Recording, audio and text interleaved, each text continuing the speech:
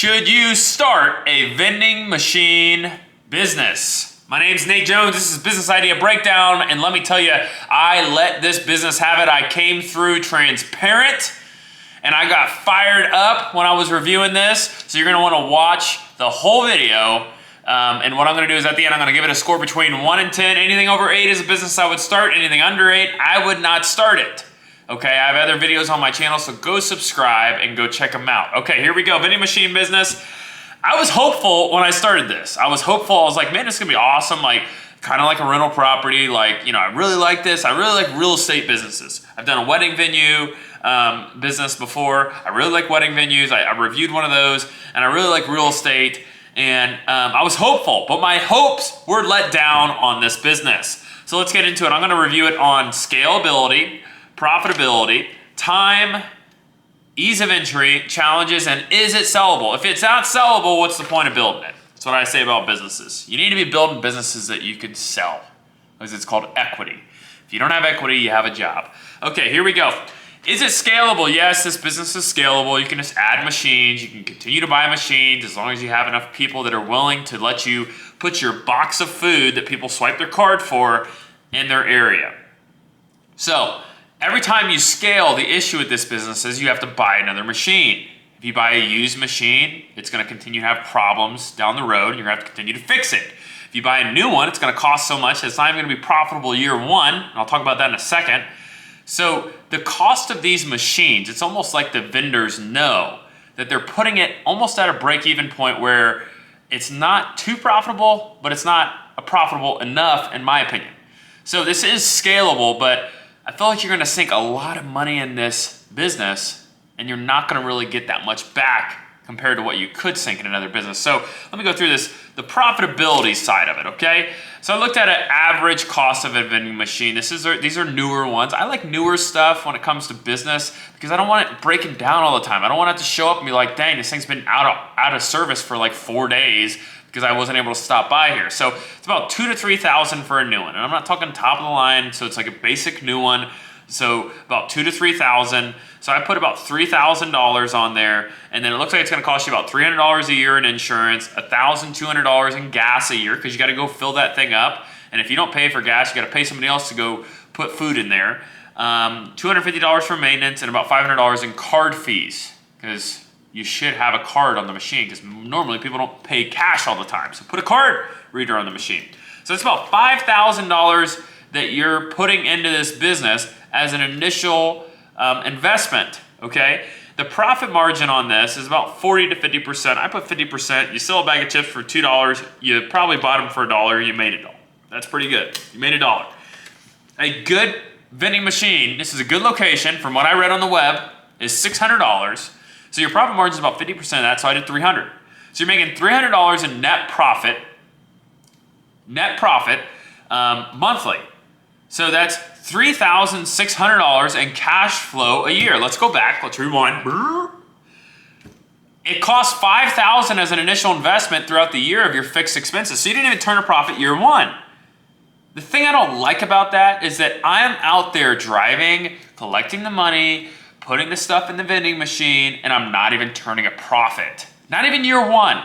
You know how many businesses I've reviewed that have turned a profit within the first or second thing that you do for that business? A cleaning company. The first or second job you do, you turn a profit. This business, are you kidding me? I gotta do it for a whole year? I didn't even get paid. What's my time worth? Your time is worth nothing when you're doing this business, apparently, because you're working for free. You might as well go volunteer somewhere. You're gonna probably have more enjoyment than running this business. I mean, holy cow, $3,600 when the initial investment's $5,000. Am I missing something? Comment below. Am I missing something? I think I am. I don't know. 1.5 years, it's gonna take you 1.5 years to turn a profit. You're gonna go to a Thanksgiving and a Christmas, and everyone's gonna be like, how's your vending machine business? Oh, it's going good. We're on track to be profitable. In a year from now, maybe a little bit more. That's not how I want my Christmas to go with my family when they ask about my business. I wanna say, hey, I turned a profit and I'm crushing it. Not that I'm sitting around collecting money every week to hopefully someday, after a year and a half, to turn a profit. I'm being rude right now, but I'm being honest and I'm being transparent, and that's why you watch this channel, is that I do not hold back. I'm not holding back on this business. And let's continue. We're not even halfway through. How easy is it to start? Pretty easy to start. You just gotta have capital. So the first part, if you have the capital, you can buy a vending machine. The second part is the hard part, is finding somewhere to put the machine. And from what I've read on the web, the demand is really low for this. Offices are no longer a proven thing. People are working from home. They're not in the need of an office anymore. A lot of property owners have saw that, hey, if anyone's gonna put a vending machine out here, I'm gonna do it myself. I'm gonna put one out there. And the property management company might do it. So, and you have to share commission with them. You have to share a percentage of the profit. So there goes some of your cash flow.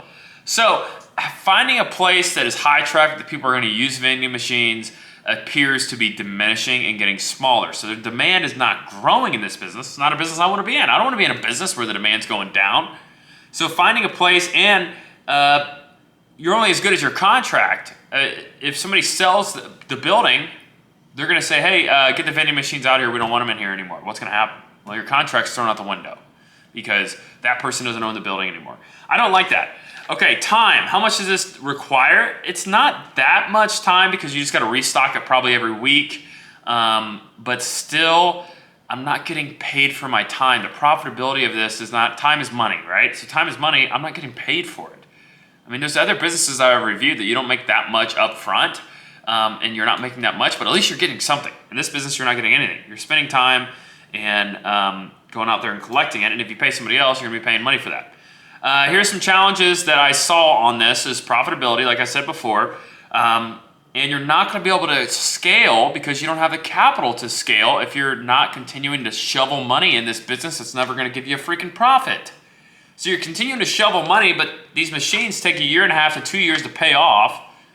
Even if you finance them, it's gonna take even longer. So this business is just not a great business for scale, in my opinion, because you're never getting that capital back. At least in real estate and rental properties, you put money in a piece of property, real estate's always gone up in value.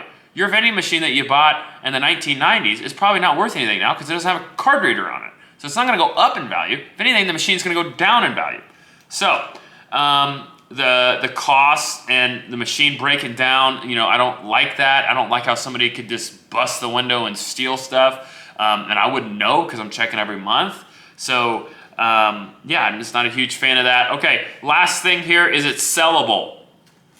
I looked on Biz Buy Sell. I did see some for sale. But I'm gonna be honest. I'm gonna be honest about this. I would never buy a vending machine business. There's a lot of businesses I would buy, and I bought a business before. I don't like buying, I don't want to buy this business because the biggest thing that scares me is the legal side of it, the contract, right? Everybody in this business is gonna say, well, look, I've been getting this much revenue for years and years and years. I have great relationships where my vending machines are, I pay them, they love it, yada, yada. The contract can be removed at any moment. The second that person sells that property, your contract is void. What if they wanna have their own vending machine? They can get out of your contract. You think there's not a clause in there that if they want to leave, they can leave? They shouldn't have signed that. And quite frankly, they could probably easily get out of it and just say, please move your machine. And it's probably evaluated on a yearly basis. So at some point they can get you out if they want you out. So I don't like that because the recurring revenue is not that sticky in my opinion. And I feel like the demand is slowly diminishing on this business. So that being said, it looks like the net income of this business is selling for maybe 1 to 2 times. So if you're netting, if you find a way to net 20 grand in this business, you could probably get 40,000, which probably doesn't even pay for your machines. But yeah, so I'm being hard on this business, but I'm being hard on it because I want people to know that if they're really thinking about starting this business, that they've thought through the negatives. I see that so many times that people don't think through the negatives before they start a business. They think only about all the money they can make. But it's not all about the money you make. It's about the money you keep. It's about the profits. And it's about how much of the profits can I sell down the road to another person, building equity in a business. This business cannot be scaled. It cannot be scaled because you're shoveling money in it and you're never gonna get your profits back. I wouldn't start this business. I gave this business, I was originally gonna give it a 4.5. Told my wife, 4.5. Screw that, I'm giving it a 2.1. I don't like it. And another reason I don't like it is because there's a lot of people on YouTube talking about this business. Oh, I make $2,000 a month on a vending machine. I don't like that. It's not true. It's not transparent. Sit down, do the math. Watch the videos, see if their numbers are for real, and sit and do the math, because the math does not make sense. The only thing that matters in business is the math. If you don't sit down and do the math, you're never gonna know if you're gonna turn a profit, and you need to know if you're gonna turn a profit before you start a business. Comment below, what did I get wrong? What did I get right? I don't care either way. I'm here to provide knowledge and help some people out. So I'm gonna continue to make videos like this, and not every video I'm demolishing businesses. A lot of videos I've said, hey, I wanna start this business. This is a great business. So comment below, like, and subscribe.